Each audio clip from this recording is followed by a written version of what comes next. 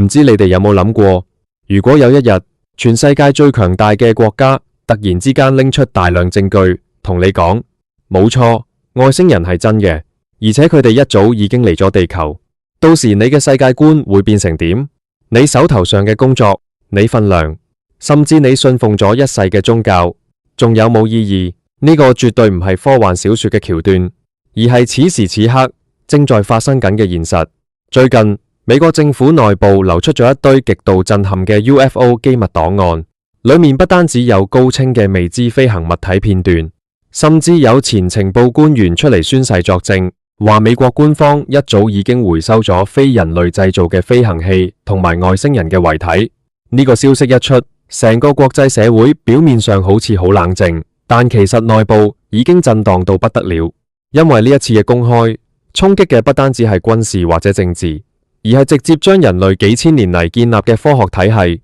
同埋根深蒂固嘅宗教信仰推向一個徹底崩潰嘅邊緣。今日我哋就一齊嚟拆解呢個被形容為人類歷史上最大嘅震撼彈，睇下呢啲公開嘅機密背後到底隱瞞咗啲乜嘢，同埋點解我哋依家所認知嘅科學同神學好可能喺不久嘅將來會被徹底改寫。講起外星人或者 UFO， 可能好多人第一時間會覺得呢啲不過係網上嘅都市傳說，又或者係啲科幻片嘅宣傳。但係如果呢啲資料係由美國國防部，即係五角大廈親口承認並且公開嘅呢？咁個嚴重性就完全唔同晒。成件事嘅轉折點要由前幾年開始講起。當時美國國家情報總監辦公室提交咗一份令全美震驚嘅報告。呢份報告入面，官方唔再用 UFO 呢個字，而係改用一個聽落更加專業、更加嚴謹嘅名詞，叫做 UAP，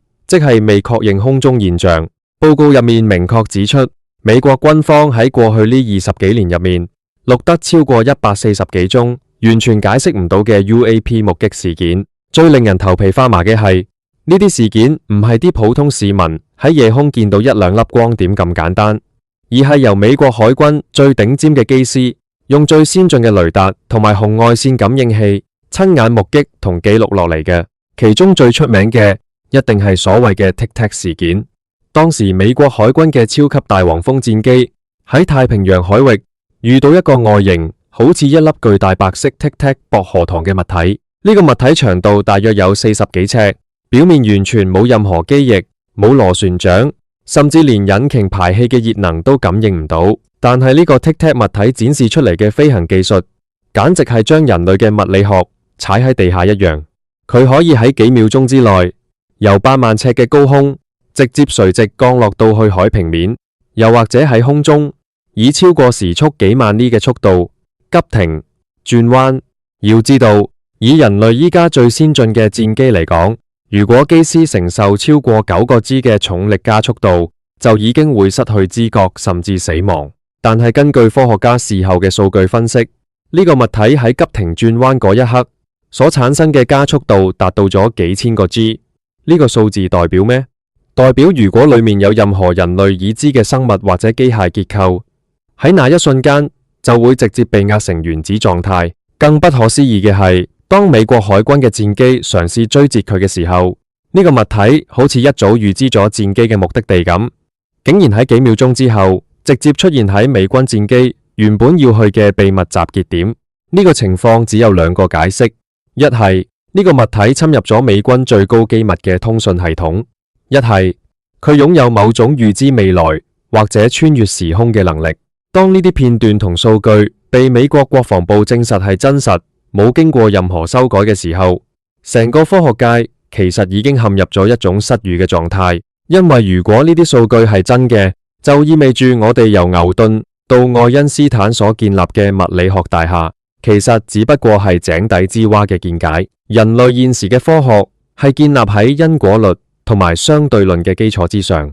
愛因斯坦同我哋講，宇宙裏面最快嘅速度係光速，任何有質量嘅物體都冇可能超越光速，而且物體移動就需要燃料，需要反作用力。但係呢啲 UAP 表現出嚟嘅特性完全打破咗呢啲定律。佢哋冇推力，但係可以行得快過雷達嘅追蹤。佢哋冇摩擦力，喺大氣層入面以超音速飛行，竟然唔會產生音爆，亦唔會因為同空氣摩擦而產生高熱。呢種技術喺人類嘅科學眼中，簡直同魔法冇分別。如果我哋要解釋呢種現象，唯一的可能就是對方已經掌握咗一種我哋連想象都想象唔到嘅科技，例如重力操控或者時空扭曲。佢哋可能根本唔係喺大氣層入面飛行，而係喺自己周圍創造咗一個獨立嘅重力場，將自己同周圍嘅空間隔絕咗。所以外界嘅空氣摩擦、重力、引力對佢哋來講完全唔存在。佢哋唔係喺空間裏面移動，而係在操控空間本身。當人類嘅科學家面對呢種技術差距嘅時候，嗰種無力感係前所未有嘅。試想象一下，如果拿一部現代嘅智能手機帶返去幾百年前嘅古代，俾當時最聰明嘅科學家或者物理學家睇，佢哋會點樣研究？佢哋就算拆開部手機，睇到裏面嘅集成電路，佢哋都唔會明白咩叫半導體，更加唔會明咩叫無線網絡。佢哋唯一可以做嘅就是將呢部手機當成是神蹟。而依家人類科學界正面對緊一模一樣嘅困境。更引人深思嘅係，如果呢啲高等文明一早已經喺地球存在，甚至佢哋嘅科技高出我哋幾千年，甚至幾萬年，咁我哋一直引以為傲嘅科技發展，到底算係啲咩？我哋以為自己差唔多探索完太陽系，以為自己發明咗人工智能就功德圓滿，但原來喺真正嘅高等文明眼中，我哋可能連一隻喺蟻巢裏面搬緊泥沙嘅螞蟻都不如。呢種對人類主體性嘅否定，係對科學界最大嘅打擊。然而，比起科學界嘅挫敗，真正會引發人類社會大崩潰嘅，其實係宗教領域。人類嘅歷史本質上就是一部宗教發展史，無論係基督教、伊斯蘭教、佛教，定係其他古老嘅神話體系，核心嘅觀念都係一樣嘅。人類係特殊嘅。人類係由神按照自己嘅形象創造出嚟嘅，地球係宇宙嘅中心，或者至少是神聖計劃嘅核心舞台。但係如果美國公開嘅 UFO 機密徹底證實咗外星智慧生命嘅存在，呢個人類中心主義嘅泡沫就會啪一聲破滅。首先，我哋嚟睇下西方最大嘅宗教體系，例如基督教同天主教。聖經入面由創世紀開始，就詳細講述咗神點樣用6日嘅時間創造天地，點樣創造亞當同夏娃。聖經裏面寫得清清楚楚，神嘅獨生子耶穌基督降臨到呢個世界，用自己嘅寶血嚟救贖人類嘅罪。好啦，問題嚟啦，如果依家證實咗宇宙裏面其實有千千萬萬個好似外星人咁嘅高等文明，咁耶穌當年嘅救贖到底包唔包埋佢哋？如果外星人都有罪，耶穌係咪要喺唔同嘅星球、唔同嘅維度死完一次又一次，去幫唔同嘅外星人贖罪？如果耶穌只係救贖咗地球人，咁係咪代表外星人喺神嘅眼中係被遺棄嘅？定係話外星人根本就冇原罪？更進一步講，如果外星人嘅歷史比人類長得多，佢哋嘅文明已經發展咗幾百萬年，而人類嘅歷史只有短短幾萬年，咁神喺呢幾百萬年入面到底做緊咩？定係其實神創造嘅第一個核心根本唔係人類，人類只不過係宇宙某個角落入面一個無意中產生嘅副產品。呢啲問題唔係純粹嘅神學辯論，佢係直接動搖緊幾十億信徒嘅信仰根基。如果人類唔再係神嘅唯一寵兒，如果地球唔再係宇宙嘅焦點，咁信徒每日嘅祈禱、每星期嘅禮拜仲有咩意義？其實羅馬天主教會喺好早之前就已經意識到呢個潛在嘅危機。梵蒂岡甚至有自己嘅天文台，而且佢哋嘅首席天文學家喺接受訪問嘅時候都曾經放風話，即使發現外星人，亦不代表神不存在。佢哋甚至稱呼外星人為我哋喺外星嘅兄弟，聽落去好似好包容、好有遠見，但係呢種表態背後正正反映出天主教會內部嘅恐懼。佢哋必須要喺真相被徹底揭開之前，先幫教義打定預防針，否則當外星人真正出現喺大眾眼前嘅時候，成個天主教會嘅權威就會在一夜之間崩潰。不過，比起天主教會嘅同化策略，更加具毀滅性嘅觀點係近年喺網上越來越流行嘅古代航天員理論。呢個理論大膽地指出，人類歷史上所有宗教裏面所講嘅神、上帝、佛陀或者天使，其實根本唔係咩超自然嘅神明，而係一班在遠古時代來到地球嘅高等外星人。試諗下，幾千年前嘅遠古人類，當時連鐵器都未發明，生活喺茹毛飲血或者原始農業嘅時代。突然之間有一日，一艘巨大嘅宇宙飛船由天而降，伴隨住巨大嘅空鳴聲、強烈嘅光芒。宇宙飛船入面行出一班着住太空衣、手持高科技武器，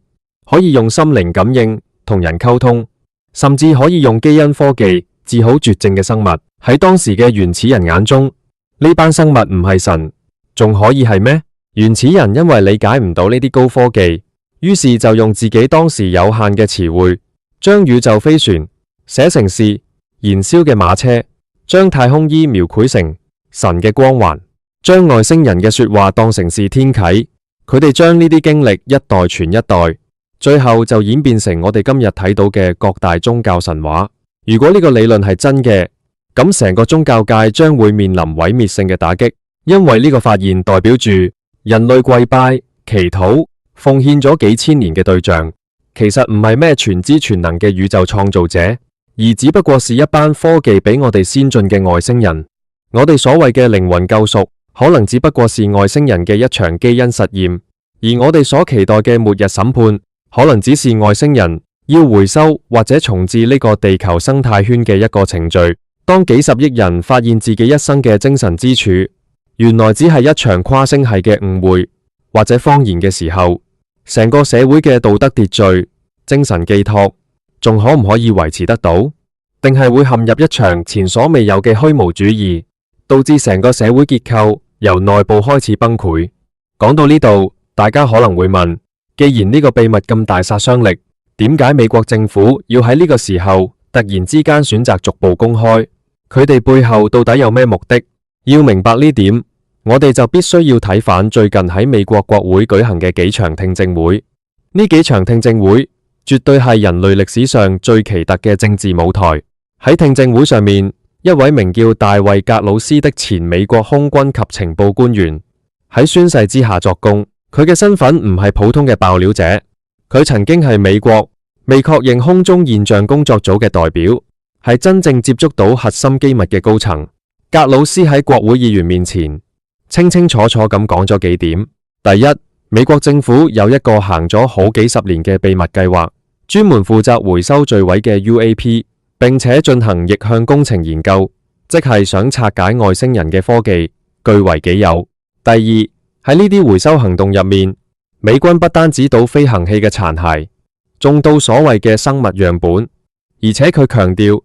呢啲樣本係非人類嘅生物遺體。第三，有部分參與呢個秘密計劃嘅人員，因為想將真相公開，結果受到體制內部極其殘酷嘅打壓、恐嚇，甚至有人因此而受傷或者神秘死亡。當一個咁高級別嘅情報官員喺講大話就要坐監嘅宣誓情況下，講出呢啲好似科幻片一樣嘅內容嘅時候，成個美國國會都震動咗。而最令人深思嘅係格魯斯提到嘅逆向工程。如果美國政府或者某些秘密嘅軍工複合體喺過去呢50幾年甚至70幾年入面一直秘密研究緊外星科技，咁會帶嚟咩後果？這代表住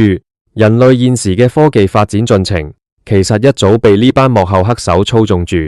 有一種講法係，人類喺20世紀中葉突然爆發嘅科技革命，例如晶體管嘅發明、光纖科技、鐳射技術，甚至係集成電路，其實根本唔係人類自己研發出嚟嘅，而係科學家由1947年羅斯威爾事件裏面那艘墜毀嘅外星飛船殘骸入面複製同簡化出嚟嘅技術。如果呢個講法係真嘅，咁背後隱瞞嘅利益就大到無可估量。控制咗外星科技嘅人，就等於控制咗成個地球嘅能源、軍事同經濟命脈。試諗下，如果外星飛船可以用一種唔需要化石燃料、唔需要排碳，甚至可以無限產生能量嘅零點能量或者反物質引擎嚟飛行，咁呢種技術一旦公開，全世界嘅石油王國、電力公司、煤炭集團將會喺一日之內破產。成個建立喺化石能源之上嘅世界金融體系會瞬間崩塌。所以點解要隱瞞？因為背後嘅既得利益者絕對唔容許有一種免費、無限嘅能源出現，去破壞佢哋嘅金權帝國。佢哋寧願等地球繼續面對全球暖化、能源危機，都要將呢個足以拯救地球嘅科技鎖喺保險箱入面，因為咁樣佢哋先可以繼續做金字塔頂端嘅統治者。但係去到今時今日，呢個大水桶已經開始斟滿，就嚟要漏出嚟啦。點解依家要逐步公開？因為民間嘅科技發展已經快到連政府都控制唔到。依家不單止國家有通訊衛星，連私人公司，例如馬斯克嘅太空探索公司，都射咗成千上萬隻衛星上太空。全世界嘅天文愛好者、民間科學團隊手上嘅高解像度相機、雷達設備越來越普及。以前見到 UFO， 政府可以求其話係天氣氣球或者沼氣反光就呃得過。但係依家喺人手一部高清智能手機嘅時代，當越來越多普通市民都影到清清楚楚違背物理定律嘅飛行物體片段嘅時候，政府如果仲繼續全盤否認，只會令自己徹底失去公信力。所以美國官方依家採取嘅策略叫做有限度嘅知情權控制，亦即係所謂嘅結構性信息披露。佢哋唔會一次過將所有真相話你知，因為咁樣會引起社會恐慌。佢哋會今日放少少片段，出年承認有呢個研究小組，後年再為個退休官員出嚟講兩句。佢哋要用幾年甚至10幾年嘅時間，慢慢去麻痹大眾嘅神經，令大眾由最初嘅震驚變成慢慢習慣，最後覺得哦，外星人呀，一早知啦，有咩咁特別？當大眾適應咗呢個概念之後，背後嘅利益集團就可以順理成章咁將佢哋隱瞞咗幾十年嘅外星技術包裝成最新研發嘅突破性科技，分批推出市場，繼續賺盡全世界嘅錢，同時又可以避過因為隱瞞真相而要面對嘅法律同道德審判。不過呢種政治算計真係可以完美掌控得住咩？當人類一旦確認咗宇宙裏面存在着遠比我哋強大、歷史長遠得多的高等文明，我哋成個社會嘅心理結構將會發生不可逆轉嘅改變。首先，我哋要面對嘅係一種存在主義式嘅危機。人類自古以來，無論遇到咩天災人禍，我哋都有一種盲目嘅自信，覺得自己係地球嘅主人，覺得人類嘅智慧可以解決一切。科學家話我哋聽，我哋正走向星辰大海；宗教話我哋聽，我哋死後會去到天堂。但係當外星文明嘅高度直接碾壓人類嘅時候，我哋會發現自己陷入咗一種極度孤獨同無助嘅狀態。如果外星人對人類係友善嘅，咁我哋仲好過啲。但係如果佢哋對人類嘅態度就好似我哋對待行路邊嘅螞蟻咁，完全無視，毫無同理心呢？甚至乎，如果佢哋視地球為一個大型嘅養殖場，或者只是一個觀察生物進化嘅實驗室，我哋所有嘅情感、所有嘅歷史、所有嘅文明結晶喺佢哋眼中只不過係一堆數據。呢種被神聖化嘅人類身份嘅喪失，會導致人類產生集體嘅抑鬱。當科學家發現自己窮一生精力研究嘅物理定律，原來只不過是外星小學生就知道嘅常識；當醫生發現自己無能為力嘅絕症，外星人只需要一束光就可以治好；當政治家發現自己爭奪得頭破血流嘅土地同權力，在外星人眼中連微塵都不如嘅時候，成個社會嘅前進動力會唔會突然停擺？如果努力讀書、努力工作、研發科技，最後發現人哋領先你幾百萬年，而且你永遠都追唔上，咁人類仲會有冇熱情去創造未來？同樣地，宗教嘅崩潰會引發道德嘅真空。喺人類社會入面，宗教除咗提供精神寄託，其實仲承擔住一個非常重要嘅功能，就是道德約束力。好多人做善事，唔做衰事，係因為相信善有善報，惡有惡報，相信死後有天堂同地獄，相信有一位至高無上嘅神喺天上面看着自己。如果有一日機密檔案徹底證實神只不過是外星人，死後根本冇所謂嘅天國，人類嘅靈魂只不過是一段可以被任意修改或者刪除嘅生物編碼，咁到時原本由宗教維持住嘅社會道德防線會唔會喺一瞬間崩潰？當啲人覺得反正世界係虛假嘅，反正我哋只係外星人嘅玩具，死咗就咩都冇，亦冇神審判我，咁成個社會會唔會陷入一種及時行樂，甚至是無法無天嘅混亂狀態？犯罪率會唔會飆升？社會秩序會唔會蕩然無存？呢個先係各國政府最害怕見到嘅末日景象。不過，世界嘅事物往往係一體兩面嘅。美國公開 UFO 機密，雖然會將人類舊有嘅科學同宗教推向崩潰，但係喺呢片廢墟之中，亦未嘗唔可以誕生出一個全新嘅人類文明。對於科學來講，呢個可能會是一場前所未有嘅文藝復興。當科學家終於肯放下高傲嘅姿態，承認自己嘅無知，承認現有物理學嘅局限性，我哋先真正有機會踏入全新嘅科學領域。當大眾知道重力操控、超空間跳躍係切實可行嘅時候，成個科學界嘅研究方向將會發生天翻地覆嘅改變。我哋唔會再將經費浪費喺點樣燒更多嘅化石燃料、點樣製造更具破壞力嘅傳統武器上面，而是會集中全人類最頂尖嘅智慧去攻克量子力學、多維空間、非線性時間等等嘅終極課題。呢種衝擊會迫使人類走出自己嘅舒適圈，迫使我哋用最短嘅時間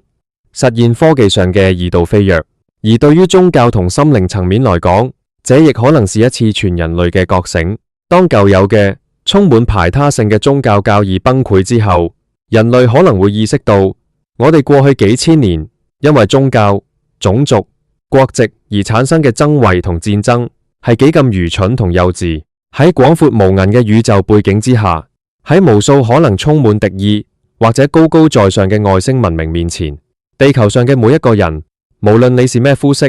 信咩宗教、講咩語言，我哋都有一個共同而且唯一的身份，那就是地球人。面對宇宙嘅未知，人類如果仲繼續喺自己嘅星球上面搞內耗、打仗、爭奪資源，咁就等同於在自殺。外星人嘅存在會好似一塊鏡咁，清清楚楚咁映照出人類嘅渺小同命運共同體嘅本質。當我哋發現原來神唔喺天上面，而宇宙嘅真相遠比神話故事更加宏大、更加神秘嘅時候，人類可能會建立起一種全新嘅基於宇宙一體化嘅精神信仰。我哋會學懂敬畏生命本身，學懂敬畏呢個喺茫茫宇宙中極其脆弱但又孕育咗我哋嘅地球生態圈。所以回到我哋最初嘅問題，美國公開 UFO 機密，人類嘅科學同宗教面臨崩潰，呢個到底係一個終結，仲係一個開始？也許崩潰嘅根本唔係世界本身，而係人類自己畫地為牢嘅思想監獄。我哋用幾千年時間建立嘅科學，就好似一個小朋友喺沙灘上面堆起嘅城堡，我哋以為佢無堅不摧，但當宇宙嘅海浪衝過嚟嘅時候，佢注定要被抹平。但係城堡被抹平咗，不代表沙灘消失咗，相反，佢向我哋展現咗成個大海嘅廣闊。我哋依家正處於一個歷史嘅十字路口，舊嘅時代正在瓦解，新嘅真相正在逼近。當遮掩咗幾十年嘅帷幕被徹底拉開嘅那一刻，我哋可能會感到恐懼，